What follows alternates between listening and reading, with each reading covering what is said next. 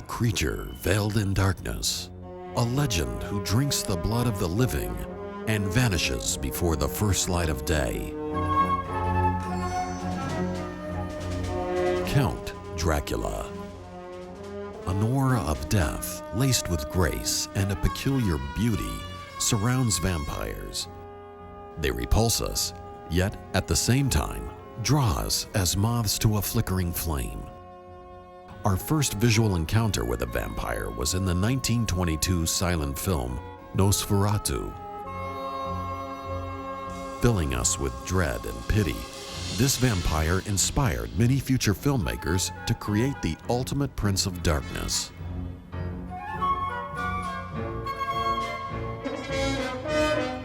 Bram Stoker's Gothic novel Dracula gave birth to this noble vampire. Stoker's inspiration to write Dracula is almost as mysterious as the bloodthirsty hero himself.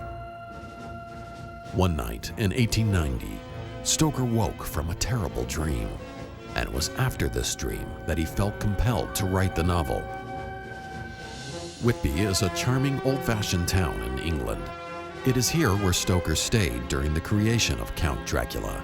He intertwined the myths of vampires from the Middle Ages and the Gothic features of Whitby into his book. From his room in the Royal Hotel, Bram Stoker got his first glimpse at the view that inspired him to use Whitby as a backdrop for his hero's adventures. From his window, he could see directly across the harbor to East Cliff. And there, on top of the East Cliff, is the ruined abbey. The stark stone arches etched against the sky became the extravagant residence for Count Dracula. At the foot of the hill, Church Street joins Henrietta Street. From here, 199 steps lead to St. Mary's Parish Church with its old graveyard. It is within this graveyard that on a bench, Count Dracula's first victim was found. In the same cemetery is a grave where George Cannon, a man who committed suicide, was buried. It turns out that Count Dracula, apart from taking the shape of a wolf or bat, as well as human form, had taken refuge for part of his stay in the unhallowed grave of the suicide. Stoker's later residence in Whitby became 7 Crescent Avenue. And in the novel, Count Dracula's lawyer also lived at 7 Crescent Avenue. 3 chapters of the novel are set in Whitby, and since Stoker's stay there, the town has changed little. Bram Stoker, Dracula, and Whitby have become inseparable.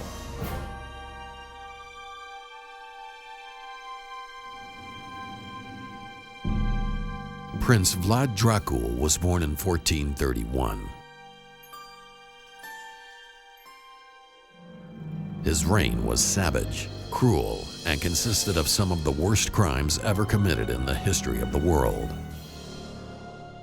The physical pleasure that pain and torture to his victims gave him, his thirst for blood, and his aristocratic background earned him the legendary name Prince of Darkness.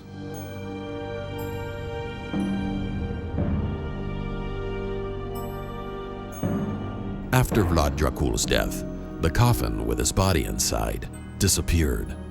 Rumors spread that Prince Vlad Dracul still roamed the silent and black hills of Romania, surviving all attempts to destroy him. This myth gave birth to vampires and eventually led to the fabulous Count Dracula. Being a vampire, Dracula has lived for hundreds of years. This has enabled him to build a vast fortune with incredible knowledge. Combined with his charm and great flair for dressing, he's become a popular and seductive host to his unsuspecting guests. One aspect of Bram Stoker's Dracula is that he's one of the sexiest creatures that has graced the pages of a Gothic novel. A combination of immortality, half-animal qualities, and blue blood running through his veins makes him a desirable yet unmistakably lethal playboy. Dracula's residence is always a remote castle surrounded by a forest and an eerie twilight atmosphere that prevails day and night. Dracula's peculiar daytime resting place is a coffin lined with the finest silk.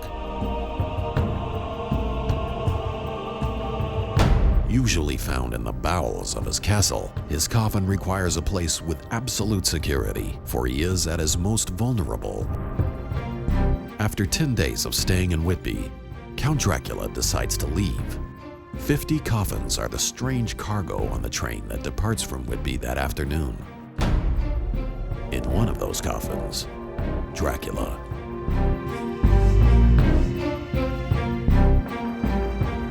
Still today, within the walls of his castle, horror rules, and behind his bewitching smile, imminent danger lurks.